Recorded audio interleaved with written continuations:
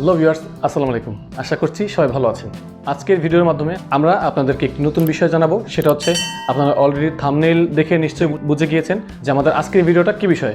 সেটা হচ্ছে আপনারা জানেন যে বাংলাদেশ ব্যাংকের পক্ষ থেকে নতুন একটি ডেবিট কার্ড লঞ্চ করেছে, সেটা হচ্ছে টাকা পে। কার্ডটা আসলে কীভাবে ব্যবহার করবেন, কীভাবে এই কার্ডটা পেতে পারেন এবং এই কার্ডটা কত টাকা ট্রানজ্যাকশন করতে পারবেন, এই কার্ডটা পেতে হলে আপনার কোন ব্যাংকে অ্যাকাউন্ট করা লাগবে, চার্জ বা এটাতে ডুয়াল কারেন্সি ফ্যাসিলিটিস আছে কিনা, এইসব বিস্তারিত বিষয় নিয়ে আমাদের আজকের ভিডিও। অবশ্যই ভিডিওটি শুরু থেকে শেষ পর্যন্ত কন্টিনিউ করবেন, কারণ আজকের ভিডিওটি অনেক বেশি ইম্পর্টেন্ট হতে চলেছে। তার আগে আপনি যদি আমার চ্যানেলে নতুন হয়ে থাকেন তাহলে অবশ্যই চ্যানেলটি এখনই সাবস্ক্রাইব করে নেবেন এবং পাশে থাকা বেল বাটনটি অন করে দেবেন। আর যদি অলরেডি সাবস্ক্রাইব করে থাকেন তাহলে অনেক অনেক থ্যাঙ্কস। তো চলুন আলোচনায় যাওয়া যাক।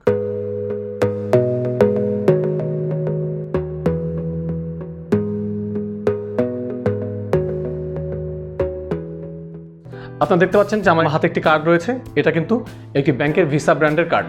তো বাংলাদেশ সরকার রিসেন্টলি যেই কার্ডটা লঞ্চ করেছে সেটা হচ্ছে টাকা পে। এই কার্ডটা হচ্ছে টাকা পে ব্র্যান্ডের। এটা শুধুমাত্র বাংলাদেশের জন্য ন্যাশনাল কার্ড। আমরা যেমন ভিসা কার্ড বা মাস্টার কার্ড দেখেছি বা এমএক্স কার্ড বা ডাচ বাংলা ব্যাংকের নেক্সাস কার্ড দেখেছি, এগুলো এক একটা ব্র্যান্ড।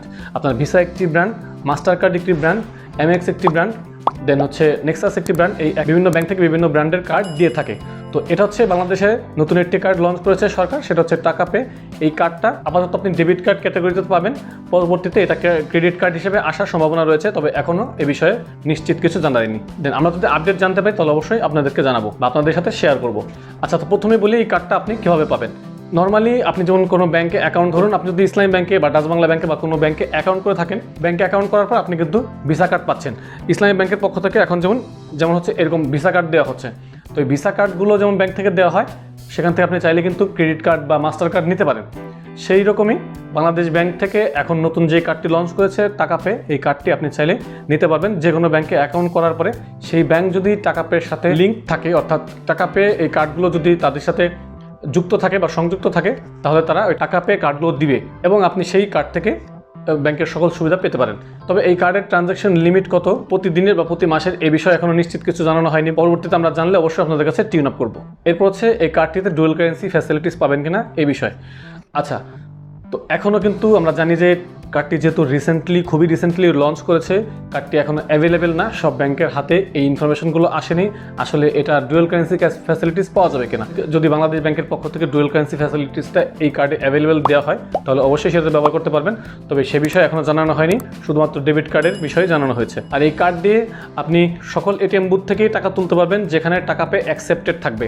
যেমন visa card, master card, visa accepted যে কোনো এটিএম বুথ থেকে টাকা তুলতে পারেন। দ্য সেম কেস আপনি টাকা পে যেই এটিএম বুথ থেকে অ্যাকসেপ্টেড থাকবে, অর্থাৎ আপনার যে এটিএম বুথের, যেই ব্যাংকের এটিএম বুথে আপনার টাকা পের সাথে জয়েন্ট ভেঞ্চার থাকবে, আপনি সেই ব্যাংকের এটিএম বুথ থেকে টাকা পে কার্ডটি দিয়ে টাকা তুলতে পারবেন। তবে আমি পার্সোনালি বলবো, যেহেতু এই কার্ডটি সম্পূর্ণ নতুন আসছে, এখনও এটা তেমনভাবে অ্যাভেলেবেল না। আপনি অনলাইন মার্কেট প্লেসেও এই কার্ডটা অ্যাভেলেবল দেখতে পাচ্ছেন না, কারণ আমরা জানি যে অনলাইন মার্কেট প্লেসে কখনো পেমেন্ট করতে হলে, সেটা হোক ন্যাশনালি বা ইন্টারন্যাশনালি, সেখানে কিন্তু কোন কোন কার্ড বা কোন কোন পেমেন্ট সিস্টেম, কোন কোন পেমেন্ট গেটওয়ে এখানে অ্যাকসেপ্ট করা হয় সেগুলো দেওয়া থাকে। তো যেহেতু এই কার্ডটা রিসেন্টলি লঞ্চ করেছে, সেহেতু কিন্তু নিশ্চয়ই এটা এখনই অ্যাভেলেবেল পাওয়া যাবে না যে কোনো মার্কেট প্লেস বা পেমেন্টের ক্ষেত্রে। সো আমার পার্সোনাল অপিনিয়ন হচ্ছে কার্ডটা একটু মার্কেটে আসুক, একটু অ্যাভেলেবেল হোক, দেন হচ্ছে আপনার কার্ডটা নেন এবং পরবর্তীতে এটা সুযোগ সুবিধাগুলো নিতে পারবেন। আর এই কার্ডের চার্জ সম্বন্ধেও কিন্তু নিশ্চিতভাবে কিছু জানানো হয়নি।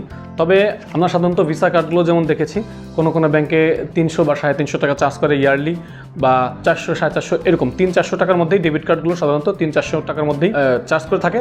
তবে সেক্ষেত্রে একটি বিষয় আছে, কার্ডের অনেকগুলো ক্যাটাগরি রয়েছে, platinum card, gold card, classic card বা ডুয়াল কারেন্সি কার্ড, এই ধরনের বিভিন্ন ক্যাটাগরি।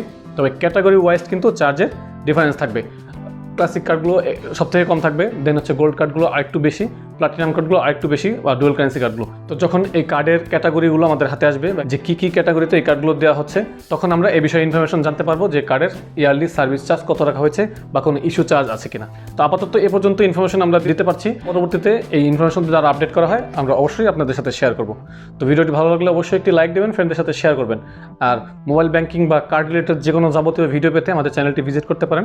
আমাদের চ্যানেলে এই সব রিলেটেড বিভিন্ন ভিডিও রয়েছে, স্পেশালি ইসলামী ব্যাংকের Cellfin apps, IBBL iSmart apps এবং ভিসা কার্ড বা ডুয়াল কারেন্সি কার্ড রিলেটেড অনেক ভিডিও রয়েছে, চাইলে দেখে নিতে পারেন এবং ভিজিট করে আসতে পারেন আমাদের চ্যানেলটি। তো আজকের আয়োজনে পর্যন্তই, দেখা হচ্ছে নেক্সট ভিডিওতে। Till then take care self, Allah হাফেজ।